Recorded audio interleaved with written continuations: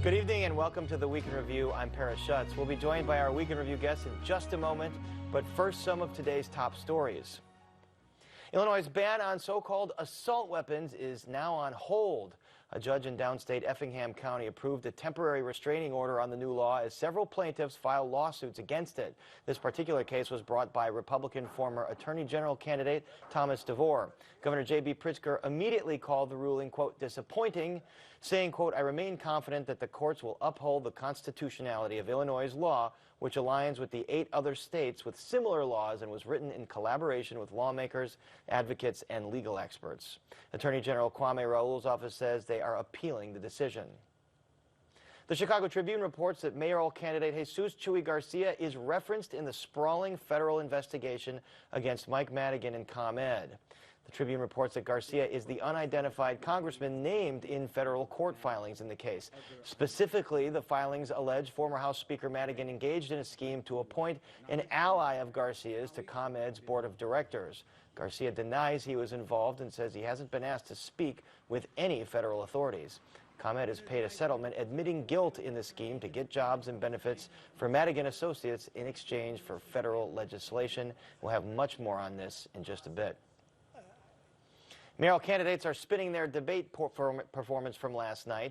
Incumbent Lori Lightfoot took the brunt of the attacks from her challengers as the candidates sought to establish their positions on a bevy of issues from public safety to taxes to Soldier Field. The debate was streamed by ABC 7 Chicago and will air on Sunday night in full. And now to our Week in Review panel on the show's 45th anniversary. That is this week. Joining us are John Seidel of the Chicago Sun-Times, Greg Pratt of the Chicago Tribune, Steve Daniels of Crane Chicago Business, and Rick Tellender of the Chicago Sun-Times. Let's get right to it. So first up tonight, Jesus Chuy Garcia is revealed to be the unnamed congressman in ComEd's bribery case. Businessman Willie Wilson says cops should be able to chase suspects like rabbits. All 8 candidates slammed Mayor Lori Lightfoot's leadership. Some political pundits calling the incumbent, quote, an underdog as early voting starts this Thursday. John Seidel, let's start with this news about Chuy Garcia. What does it mean that Garcia's name is mentioned in this case? Well, you know, and hat tip to the Tribune and Greg's colleagues over there for reporting this first. So, yeah, I mean, that's what it is. He's mentioned in these conversations about the appointment of Juan Ochoa to the ComEd board. Juan Ochoa, an ally of Garcia's. An ally of Garcia's. And my understanding is that there's an episode within that alleged scheme in which, you know, the effort to put Juan Ochoa on the ComEd board allegedly took a very long time, more than a year. And well into this, more than a year into this, there was a reach out from Ochoa to Madigan, which apparently Madigan took to be, you know, Ochoa kind of saying, what's going on here? And he was trying to set up a meeting with himself, Madigan, and Chuy Garcia. Turned out that he was reaching out about something, about some other, like a different caucus, a different matter altogether. In fact, the feds called it an unrelated matter in their proffer last week. But here's the thing: is that you know, Chuy's name could come up during this trial. This trial is set to start March 6th. It's a week after the mayoral election. If there's going to be a runoff, and if Chuy is in that runoff, this trial will be going on in the middle of that, and probably won't be over by the time the runoff hits. It's terrible timing for Garcia, although Garcia says he's never talked to federal investigators about this. He is not implicated at this point that we know of in any kind of wrongdoing. But Greg Pratt, what do you think the fallout is politically for him? Well, you know, it's every day that he's talking about Mike Madigan or being asked those questions is a day he's not talking about the things he wants to talk about. So that's a negative for him. And then if you're Mayor Lightfoot and you remember how you came into office last time, which is that a thunderbolt came down from the sky and it in the name of the indictment of Ed Burke. And it incinerated Alderman Burke and charred all of his allies, you know, you start to wonder, is that going to happen again? Well, let's take a listen to some clips from last night. There was a controversial comment from mayoral candidate Willie Wilson when asked about his policy on police and foot chases. Let's hear what he had to say. We'll be tough on crime. We'll move all the restriction things from our police officer. Somebody chase somebody by foot or car, that police officer should be able to chase them down and hunt them down like a rabbit, okay? Rick Tellender, he's saying that police should just be able to hunt folks down like a rabbit. Do you think he's got to explain his comments here? That probably wasn't a good metaphor or a simile right there to compare, alleged criminals to animals. But I know he probably won over a lot of police with that, because I know that they feel hamstrung about what they're supposed to do in chase situations. And I know people in Chicago are upset about crime. So maybe that'll resonate. It was a little extreme. And in fact, the FOP has endorsed Willie Wilson in other races. Steve Daniels, did you learn anything last night in this debate that you didn't know before about these candidates, or what their plans for the city would be? No. I mean, I think, it was predictable. They went after the incumbent, who's not very popular. And that's the first job for these various candidates, is to make the case that she's not the person to lead the city anymore. Then you make the case that you're the person to do it. So I think the second part hasn't really happened yet and didn't happen in that debate very effectively, but the case against her is proceeding. And indeed, she took the brunt of the attacks that happened last night, although she turned around and threw some fire at Chuy Garcia, Greg Pratt. Did you learn anything more about how they all differ on public safety, for example?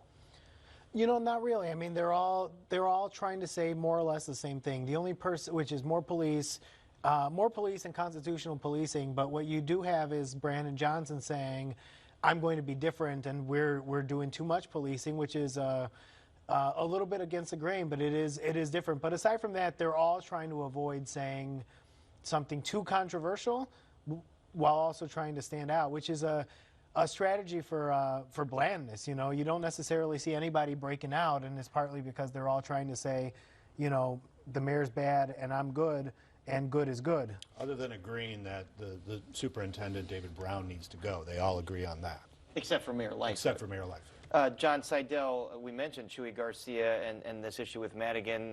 The mayor also brought up his ties to Sam Bankman-Fried, the disgraced crypto guy that had spent a lot of money in a PAC that supported Congressman Garcia. Do you think these kinds of attacks would have resonance and hurt Garcia?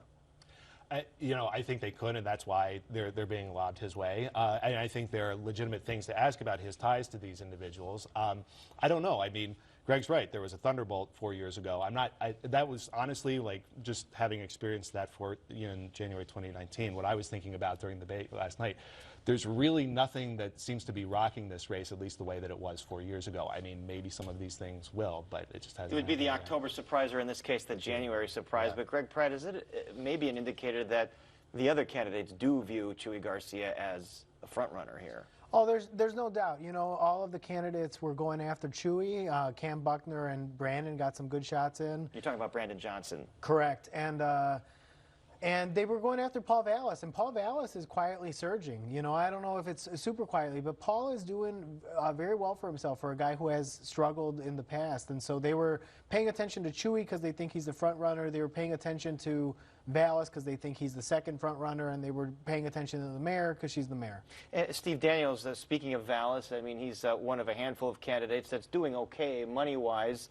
There was a report in the I think both the Sun-Times and the Tribune that Lightfoot is spending twice as fast as she's raising. What does that say about her candidacy? I think it says that she needs to get to the runoff. I mean, she needs to do what she can to get there. That means spend now and then worry later about what she's got left, assuming she makes it. But I don't think she's got much of a choice. She's really she's got to put negatives on Chuy and then potentially Vallis down the line. But Chuy is clearly the target right now. That takes money. That message needs to be reinforced over and over again. And a couple other candidates that do have more than $1 million at this point. Vallis, as you mentioned, Greg, Brandon Johnson, Chuy Garcia, and Willie Wilson. Who's funding all of them, and what are their individual constituencies? Well, Johnson has the teachers' unions and some SEIU groups. Vallis has some mostly conservative businessmen. The mayor has a variety of developers and some friends and lawyers. And Chuy has some of his political allies and the operating engineers that have a cranes ordinance that they're working on. All right, well, there are a few more debates to go in this cycle, including ours, which will be on February 7th, which all the candidates, I believe, have committed to, so there's going to be a lot of stuff to hash out before then. Let's move on to some other news this week. A downstate judge temporarily halts the Illinois assault weapons ban as one sheriff in the hot seat refuses to enforce the new law. Governor Pritzker answers future presidential run questions in Switzerland at the Davos Economic Forum. ComEd seeks a record rate hike as People's Gas and Nicor. They are also going to charge more if they get their way before the Illinois Commerce Commission. Let's start with this ruling that just came down the pike this afternoon, John Seidel. So a judge in downstate Effingham approves a temporary restraining order against the Illinois assault weapons bill. What does this mean? Well, first of all, as I read it, it's only effective against the plaintiffs for the plaintiffs. There are some 800 plaintiffs in this case, so it's not just a few individuals. Is it gun shop owners? Other individuals, other citizens. So there's a big group of people that it affects, but it is not, as I read the order, effective across the state. It's interesting. This is the part of the process with laws like this. It goes through the legislature. It's signed by the governor. Then it's tested in the courts, and that's the process that we're in now. So the case in Effingham largely dealt with the procedure through which this bill was passed. The judge, I read it briefly on my way over here because it just came down. I mean, he took issue with they're saying it violated the single subject rule, violated the 3 readings clause. I mean, technical stuff, but therefore saying that it. And we should mention it was brought by Tom DeVore, who was the Republican Attorney General candidate who has sued Governor Pritzker on a number of things before. He has, yeah, going back to the COVID stay-at-home orders.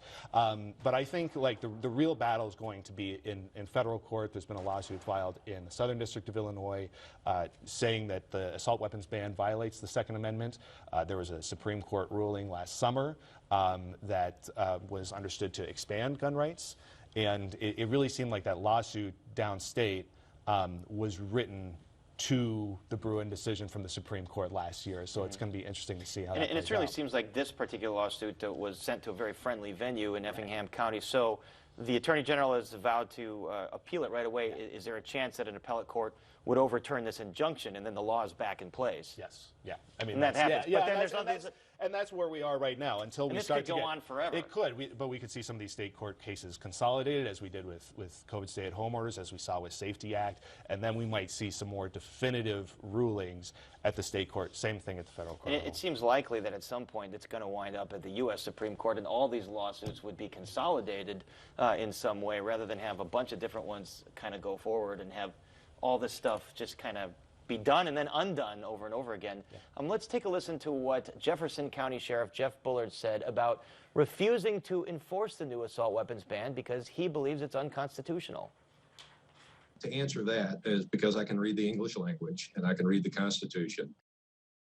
So this is one of a group of sheriffs, Rick Tellender, that says, even before this injunction was passed down, I'm not going to enforce it. I know that it violates the Second Amendment.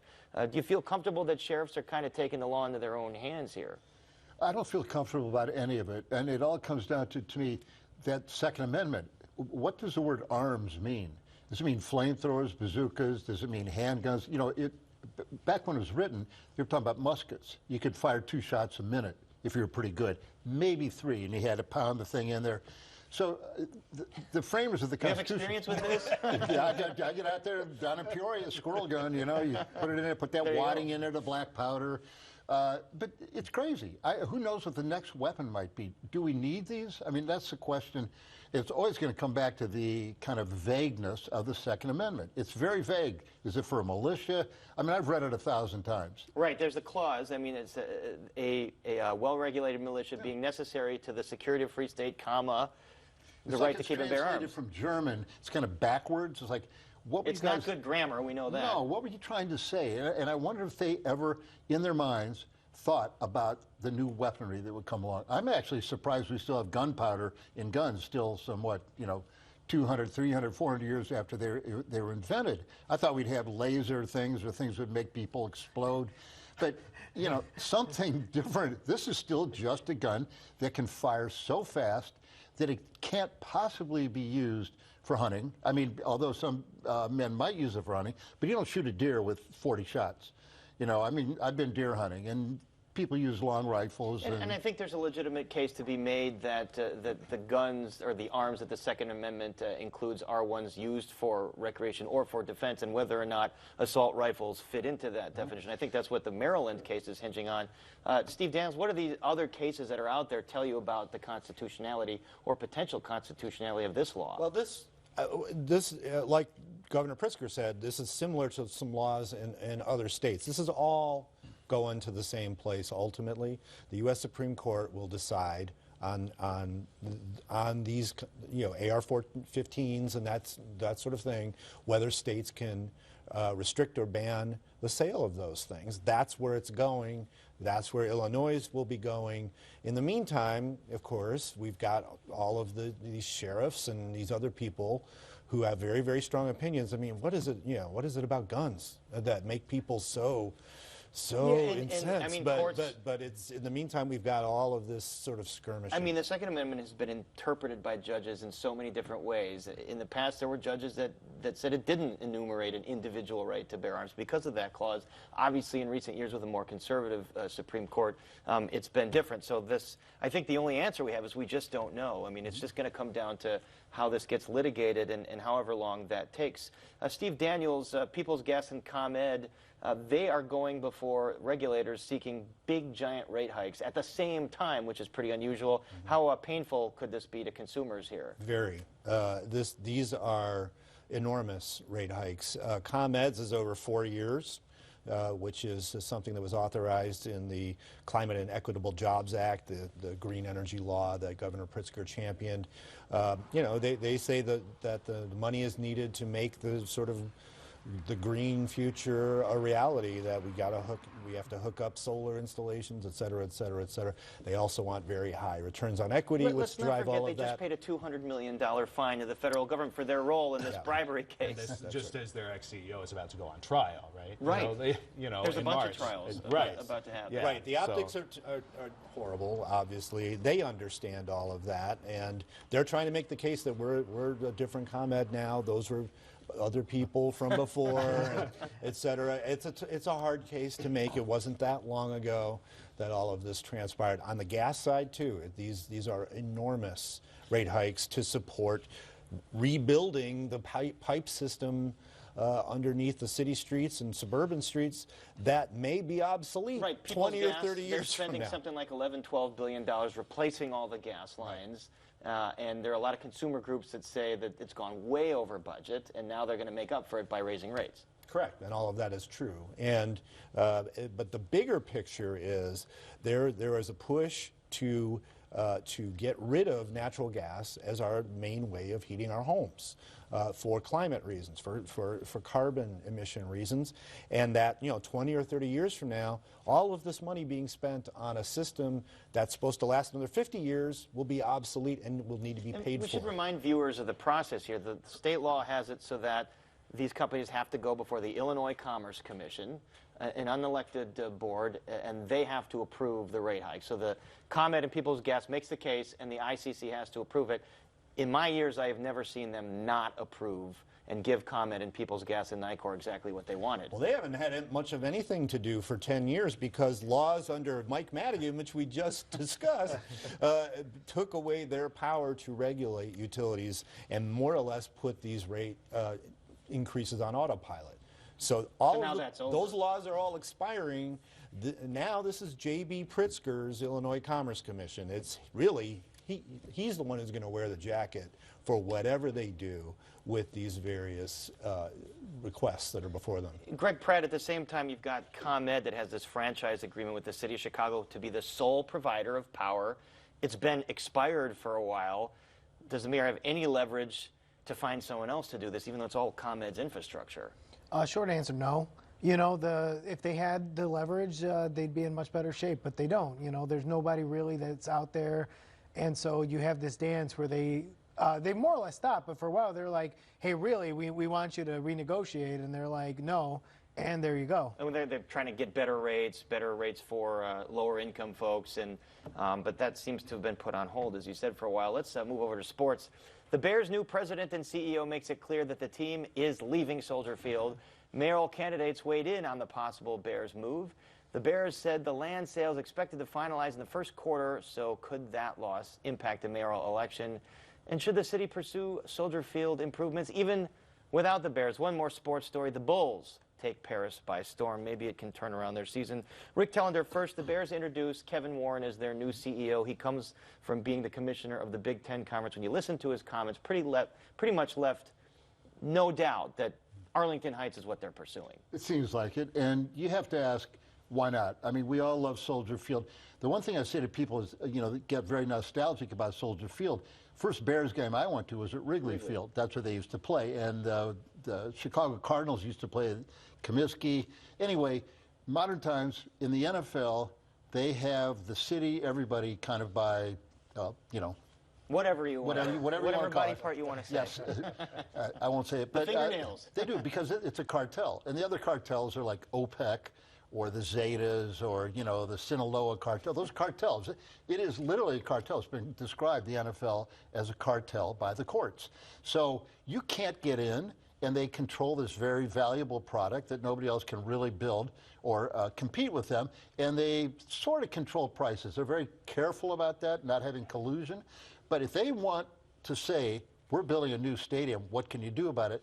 You have no recourse except either give them what they want or say goodbye. Well, if you're the mayor of the city of Chicago, why are you coming forth with these kind of cool-looking Soldier Field plans when the only chance you have is to say, here's the 78, here's a giant piece of land, go build your new stadium and entertainment zone. Soldier Field's in a nice place downtown, but all the stuff about people will come. They don't come downtown on Sundays right now. I mean, they come to Soldier Field. I've been to 100 games, and they leave. There's cars, there's traffic in all directions. So what most people, the way they view the games, the NFL games, they see it on TV. Wonderful TV angles, cameras, all the newfangled conventions in filming, a lot of them have come from NFL films and such. So it's a beautiful viewing experience. Where the stadium is not that important. So many other places. There's 16 teams in the NFL that, 6 don't have they have a region or a state in their name. The other ones, there's 10 of them that don't play in the city that they're named for. Right. So it's not that big a deal. Arlington Heights is not in Iowa. It's not in Indiana. It's not in Wisconsin. 326 acres. And Soldier Field has been tinkered with. It's been tinkered to death, okay? The city blew it 20 years ago when they were debating this for 5 years before that of what to do. It's so terrible. When a place gets removed from the national, whatever it's called, the national Register of Historic Places. Yes. When it gets removed from that, right. Because people on the committee say if we keep this on there, we have no credence at all, then it's ugly. And it is ugly, it's bad. You couldn't cram that thing into what remained of Soldier Field. So this is a chance to start fresh. And like I said, if the people of Arlington Heights who live out that way, John, if they want it. Do you live out there? I live close there. Yeah. Property values might be going up a little bit. He's in on all of that. Well, we were talking about, I wonder what that's going to mean for property owners around there. I think it's a very popular idea out there, but then, what is going to happen into that area around there? And are people really thinking about what that's going to look like? Probably a diversity of opinion. The other thing, too, is that Soldier Field can still be a very useful venue for all kinds of things. Obviously, we've got soccer, you've got concerts. But who's going to pay to remodel it? Do you need to remodel it or do all that much, right? I mean, the one thing you could do is put a roof on so you could do things in the wintertime. That may not be cost effective. But one way or another, Soldier Field's going to be used. It will still be a useful thing. We got to ask the mayoral candidates what they want to do with Soldier Field should the Bears leave, because they've just been asked about, will you keep the Bears? Yeah. And they're all pandering on that idea, because there's really nothing they can do. If the Bears can get the financing and they work it out, they're going to leave. Yeah. And there's nothing you can really do about it one way or the other. It's too good a deal for them. Before we go tonight, I want to mention a very special anniversary. This week is the 45th anniversary of this program. It's been around 45 years. Of course, 40 of those years hosted by Joel Wiseman, the guy who founded this show and shepherded it for all those years. And we just try to keep Joel's legacy alive here with lively, fun discussion about going inside the week's events, so we can give our viewers some insights. So, Joel, we're trying to do you proud. Congratulations to you on this show turning 45, and we wish you and your family health and happiness right now. And I thank all of you for being here on the 45th anniversary episode of Week in Review. And we're out of time, so our thanks to John Seidel and Greg Pratt and Steve Daniels and Rick Tellender. And that is our show for this Friday night. Don't forget you can get Chicago Tonight and the Week in Review streamed on Facebook, YouTube, and our website, WTTW.com/news. And be sure to join us tomorrow night at 6 for Chicago Tonight Latino Voices. And then immediately after that, Chicago Tonight Black Voices at 6:30. And then Chicago Tonight is back next week at a brand new time. Don't forget this, everybody. 10 o'clock. 10 o'clock from here on out. 10 p.m. Monday through Fridays. But Week in Review, this program, will stay at 7 p.m. So this show, 7 p.m. every Friday, but there's a new 10 o'clock show now on Friday as Monday through Thursday as well. And now for the Week in Review, I'm Paris Schutz. Thank you for watching. Stay healthy and safe and have a great weekend. So what do you think Warren's hiring means for the on-the-field results in the future of the organization in that respect? He's a professional. He's got polls. It seems to be set up. Listen, they gutted everything. I mean, if you can get away with a 3-14 season, then you ought to be good. I mean, come on. That's what I'm a season ticket holder, but I'm saying, okay, if you ask Bears fans to be patient for this, you better be good. Maybe. Closed captioning is made possible by Robert A. Clifford and Clifford Law Offices, a proud sponsor of diversity, equity, and inclusion-focused